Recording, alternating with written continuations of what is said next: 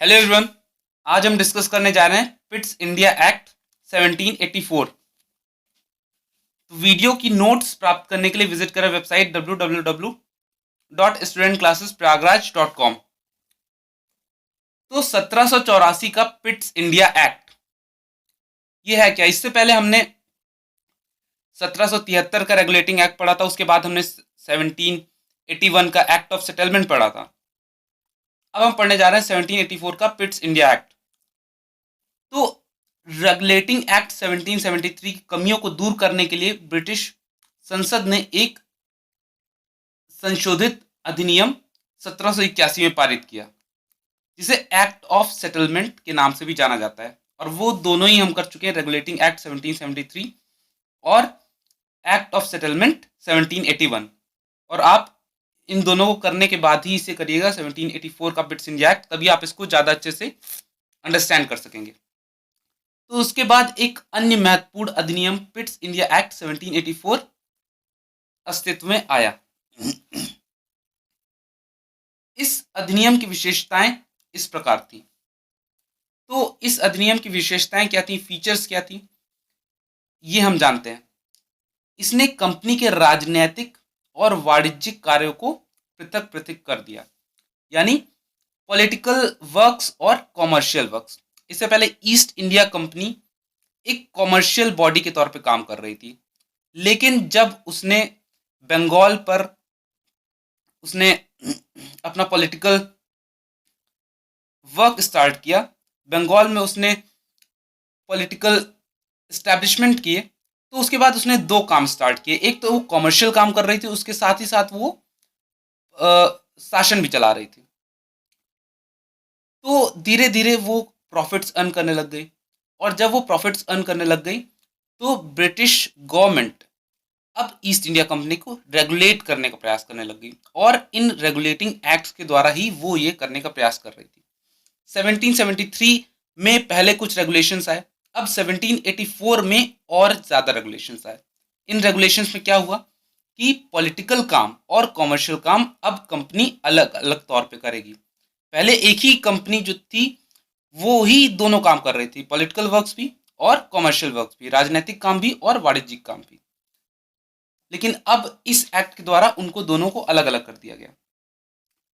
इसने निदेशक मंडल यानी कोर्ट ऑफ डायरेक्टर्स को कंपनी के व्यापारिक मामलों के अधीक्षण की अनुमति तो दे दी, लेकिन राजनीतिक मामलों के प्रबंधन के लिए नियंत्रण बोर्ड यानी बोर्ड ऑफ कंट्रोल नाम के एक नए निकाय का गठन कर दिया। तो एक नए इंस्टीट्यूशन का गठन किया गया, जिसे बोर्ड ऑफ कंट्रोल के नाम से जाना गया। बोर्ड ऑफ कंट्रोल अब पॉलिटिकल अफेयर्स जो होंगे कंपनी के, उनको देखेगा, और कोर्ट ऑफ डायरेक्टर्स जो होंगे वो सिर्फ और सिर्फ अब कॉमर्शियल कामों को देखेंगे। तो एक तरीके से कंपनी के काम को दो भागों में बांट दिया गया, और दोनों भागों के लिए अलग अलग संस्थाएं बिठा दी गई।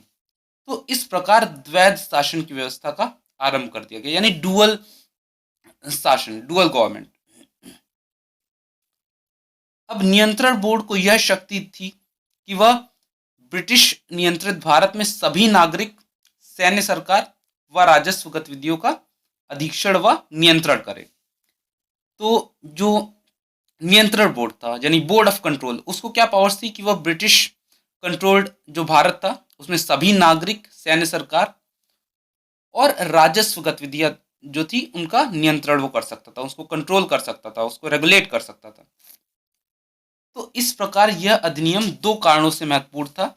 कौन कौन से दो कारण थे? पहला, भारत में कंपनी के अधीन क्षेत्र को पहली बार ब्रिटिश आधिपत्य का क्षेत्र कहा गया। तो पहली बार जो ब्रिटिश भारत में जो कंपनी के अधीन क्षेत्र थे उन्हें पहली बार ब्रिटिश आधिपत्य का क्षेत्र कहा गया। और दूसरा, ब्रिटिश सरकार को भारत में कंपनी के कार्यों और इसके प्रशासन का पूर्ण नियंत्रण दिया गया। तो ये बहुत इंपॉर्टेंट है। अब भारत में कंपनी के जो कार्य होंगे और उसके जो प्रशासन होंगे, एडमिनिस्ट्रेशन होगा, उसका जो कंप्लीट कंट्रोल है वो ब्रिटिश गवर्नमेंट के पास जा चुका है। तो इन दो कारण जो हैं, दो पॉइंट्स हैं, वो महत्वपूर्ण हैं, और ये कॉम्पिटिटिव एग्जाम से ही बहुत ज़्यादा महत्वपूर्ण है।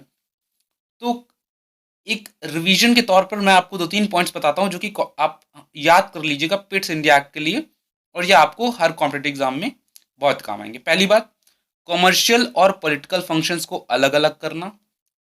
दूसरा, जो भारत में कंपनी के अधीन क्षेत्र थे उन्हें पहली बार ब्रिटिश आधिपत्य का क्षेत्र कहना। और तीसरा, भारत में ब्रिटिश सरकार को कंपनी के जो कार्य हैं और उसके प्रशासन पर पूर्ण नियंत्रण देना।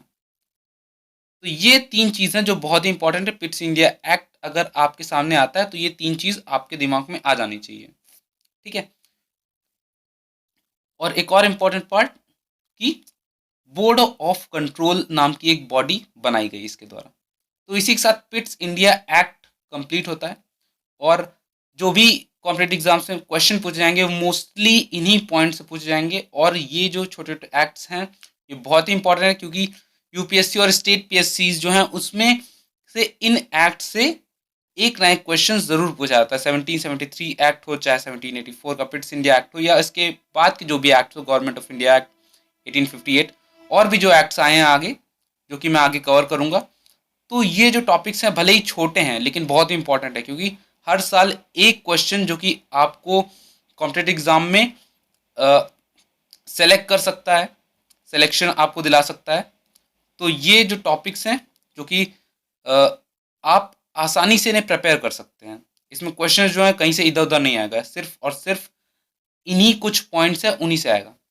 तो इसलिए ये टॉपिक्स बहुत इंपॉर्टेंट है। तो इसी के साथ ये टॉपिक कंप्लीट होता है। अब अगर आपको ये वीडियो अच्छा लगा हो तो इसे शेयर ज़रूर करिएगा, और आप हमारे चैनल को सब्सक्राइब कीजिए ताकि आपको और भी इस तरह के बेहतरीन वीडियोस मिलते रहें। और सपोर्ट अगर आप हमें करना चाहते हैं जो कि हमारे लिए बहुत इंपॉर्टेंट है, हमें ये मोटिवेट करता है कि इस तरह के हम फ्री ऑफ कॉस्ट वीडियोस आपके लिए बनाते रहें। और ये पूरी तरीके से वॉलंटरी हैं, अगर आप चाहें तभी करें, अगर आपको हमारा काम अच्छा लग रहा है तभी करें। और अगर आप एक सीरियस कैंडिडेट हैं जो कि जानते हैं कि मेहनत और एफर्ट्स कितना इंपॉर्टेंट होता है, तभी आप हमें सपोर्ट करें, जो कि ज्वाइन बटन के थ्रू आप कर सकते हैं 29 रुपीज़ पर मंथ। या फिर अगर आप हमें वन टाइम सपोर्ट करना चाहते हैं, SCPIN@UPI, SCPIN@Kotak, और वन टाइम सपोर्ट आप आसानी से कर सकते हैं। एक बार आप सपोर्ट करिए जिससे कि हमारा ये जो प्रोग्राम चल रहा है फ्री ऑफ कॉस्ट प्रेपरेशन कराने का, ये लगातार चलता रहे। और इसके अलावा जो बहुत ही इंपॉर्टेंट कोर्स चल रहे हैं पेड कोर्सेज, जो कि जॉइन बटन में जहाँ पर 6000+ क्वेश्चन प्रैक्टिस बैच चल रहा है, उसको एक बार ज़रूर ज्वाइन करिएगा। इसमें हम जीएस मैथ रीजनिंग के जो क्वालिटी क्वेश्चंस हैं 6000 वो करा रहे हैं, जो कि अगर आप करते हैं तो आप कॉम्पिटेटिव एग्जाम में बहुत ही बेहतरीन परफॉर्म कर सकते हैं। तो इसी के साथ ये वीडियो खत्म होता है। विल मीट नेक्स्ट टाइम, तब तक के लिए बाय।